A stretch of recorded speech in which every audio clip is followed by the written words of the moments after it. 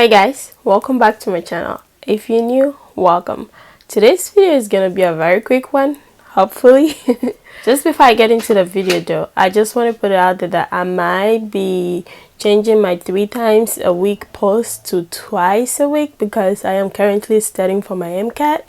So I have a lot on my plate and it's getting a little tough, but we'll see how that goes. If I do change it, I'll probably be posting every Tuesday and Saturday, but let's see. It's not like a set plan yet. We'll see what happens. So today we're going to be talking about shampoos. If you have watched my video on how to create an effective regimen, I did say that you have to choose the shampoo that you want to use, whether to use a sulfate shampoo or a sulfate free shampoo, and I'll link that video somewhere over here or in the description as well, so check it out. So let's talk about sulfate. In the natural hair community, sulfate is labeled a very bad ingredient. And a lot of naturals, if you've been natural for a while or you've been thinking of going natural and be watching natural hair videos, the most likely thing you will come across is do not use sulfate shampoos. They are bad, they'll break your hair, they'll do blah blah blah blah blah. Okay, let's talk about it. Are they really bad though? Sulfates are chemicals that are used in shampoo and cleaning agents. So anything like your dish soap and stuff like that, they do have sulfate. It helps clean substances really well. It helps get rid of oily substances. It gives you a very clean result. That's why they use it. And sulfates are also used in products because it helps lather the product up very well. And sometimes they're also used in cosmetics to thicken up the product. These are all the reasons why manufacturer will put sulfate in your product. So most people, when you're washing your hair, you like the feeling of seeing all the lather on your hair. It somehow feels good. But most likely, most of those products that lather really well, they do have sulfate in them. That being said though, there are sulfate-free shampoos that can lather well in your hair too, because they substitute the product to put something milder in it to create that lathering effect as sulfate is in there. When it comes to natural hair product though, you can find 4 of this kind of sulfate in the product: sodium lauryl sulfate, a sodium laureth sulfate, an ammonium lauryl sulfate, and an ammonium laureth sulfate. So when you pick up your product, you look at the ingredient, it will say it has sulfate in it.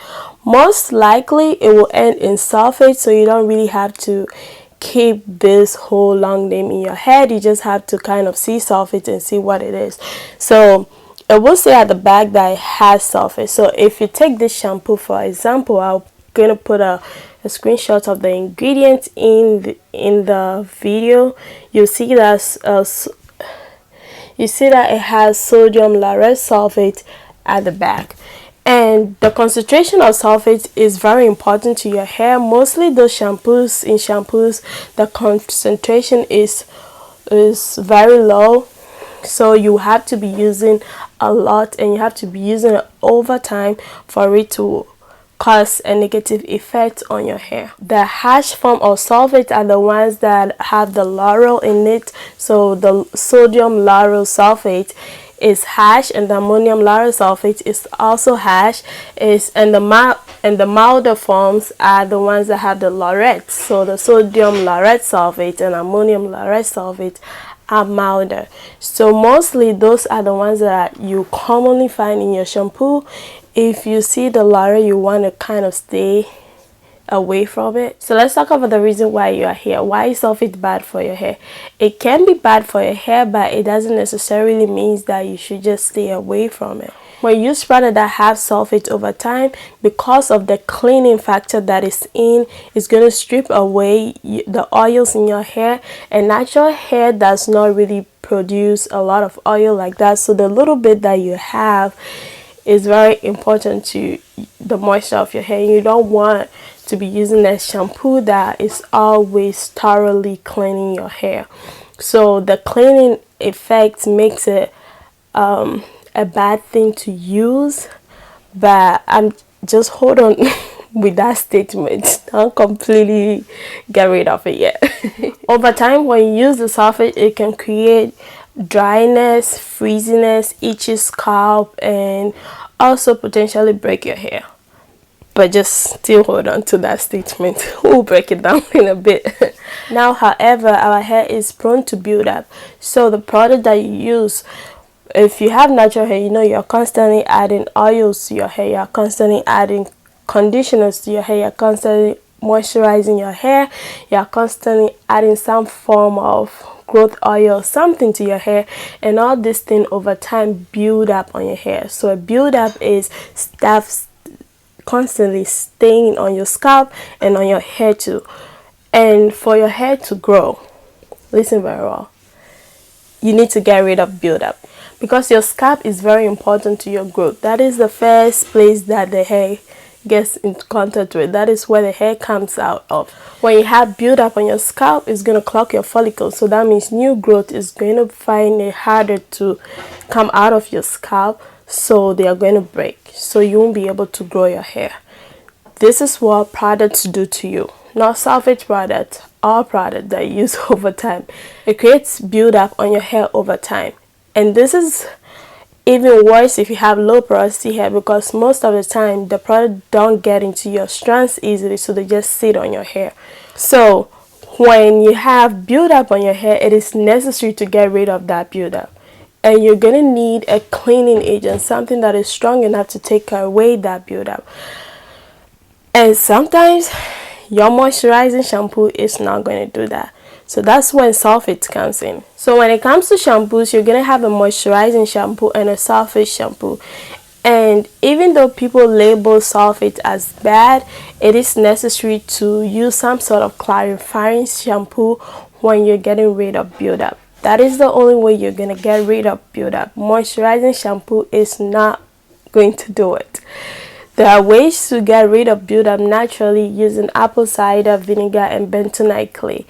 But personally, I do those things, but I still feel like I do need a shampoo to get my scalp very, very clean. Using sulfates is not bad as long as you're not using it regularly. Because of the buildup and everything, that's why sulfate shampoos are sometimes necessary. So should you use sulfate shampoo? That is going to be an individual decision. After watching this video, take into account everything that you're going through in your natural hair journey and decide. Some people are allergic to sulfate, so if you use it on your scalp and it's causing itchiness and all of those things, then try to get rid of it. And sometimes some doctors can advise that you don't use sulfates if you have some scalp condition or some skin condition. But this is my advice though when it comes to using sulfate. I personally use sulfate shampoo. I didn't start on my natural hair using sulfate shampoos because I was learning natural hair from YouTubers when everybody labels sulfate really bad. But over time, I kind of incorporated sulfate into my regimen because I thought I needed it. So this is what I usually do.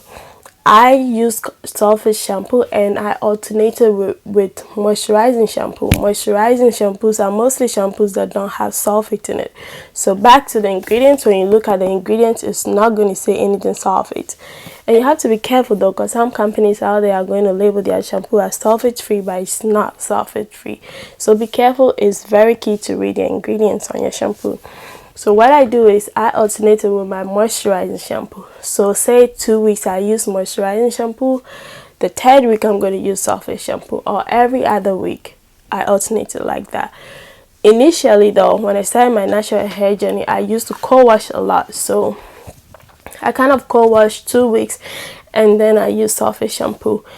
And then when it got to a point, I realized that the build-up were getting a lot, so I kind of alternate between shampoo and co-wash. And co-washing, if you don't know what co-washing is, it's using conditioner to wash your hair basically. That can be good for you and it can also cause problems to your hair, and I'll go through that in another video. So that is what I personally suggest. If you want to use sulfate shampoo, using it once in a while is not going to damage your hair, it's not going to break your hair. And if you're properly moisturizing your hair after using sulfate shampoo, your hair is going to be fine. trust me, your hair is gonna be fine. So now I want to know in the comments if you use sulfate shampoo, if you're planning to use sulfate shampoo, what kind of sulfate shampoos do you like, what kind of sulfate free shampoos do you like. Leave that in the comments. And before I end this video though, I want to give you some of my sulfate free shampoo and some of sulfate shampoos that I've used over the years. And one is Shea Moisture. I don't want to be specific because I've used most of their shampoos and most of them are sulfate free. And they have a clarifying shampoo that I believe is also sulfate free. It's called the African Black Soap Shampoo, and I love that thing. If I find a picture, I'll put it on the screen. Another one is a shampoo from Cream of Nature. I really like that too. I'll put it on the screen. I don't remember the name, like I said. I don't have those products here because I'm feeling lazy to go out and go shop in this pandemic and all of that, and plus I don't have the time. The third one, which is like my all-time favorite, is the Trader Joe Tea Tree Shampoo. That shampoo, I love it because first it's sulfate free and second it's very minty, so it gives you that relaxing feel when you're shampooing with it. When it comes to sulfate shampoos though, I just go with the VO5 because it's very easy to find, it's affordable. I really don't need to spend $10 on shampoo. It's not necessary. You don't have to. So yeah, and another DIY clarifying shampoo that you can do at home is the African Black Soap Shampoo. You can easily do that, and it's very affordable to get African Black Soap. I have a recipe on my blog. I'll leave it in the description as well. That's it. Like I said, let me know if you use sulfate shampoo or non-sulfate shampoo. Let me know that in the comments. The video suggestions will be very much welcome, especially at the time like this that I really don't have time to think. I will appreciate your video ideas a lot. That's it for this video. I hope I didn't keep you here so long, and I hope this video is very helpful to you and it's going to help you decide your regimen and what to use in your regimen. I will catch you in my next video. So until then, stay blessed and beautiful.